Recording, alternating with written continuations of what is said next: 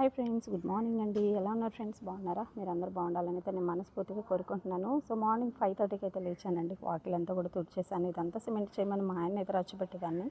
Cement అయితే చేశారు కానీ వాకిల్ అయితే రోజు తొడవలేకపోతున్నా. పొయ్యి అయితే మంటేసాను వేడి నీళ్ళకి. అలాగే దీని మీద అయితే అన్నము, అలాగే జావ కూడా కాస్తూ ఉంటాను. ఇంకా ఇక్కడ గ్యాస్ మీద అయితే పప్పు వేసాను అనమాట. డ్యూటీకి టైం అవుతుందని చెప్పి మా ఆయన అయితే నిద్రలేపేసాను.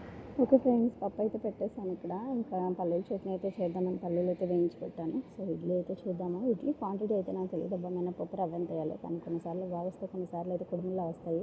టైం వచ్చి 8 అయింది ఫ్రెండ్స్. చూసారు కదా, మెట్టు మధ్యాహ్నం అన్నట్టున్నా. నేనైతే డ్యూటీకి అయితే బయలుదేరానండి.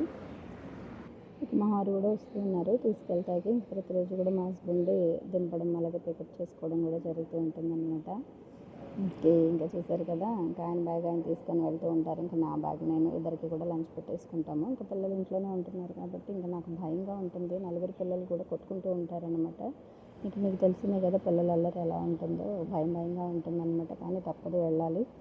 ఓకే ఫ్రెండ్స్, ఇప్పుడైతే మా హస్బెండ్ నా మీద కొన్నిసార్లు అయితే రుసరుసలు ఆడిపోతూ ఉంటారు. ఎందుకంటే ప్రతిరోజు దింపాలి, టెన్షన్ వచ్చేస్తుంది నాకు. నేనేమో కరెక్ట్ టైంకి బయలుదేరుతా అని అంటూ ఉంటారు.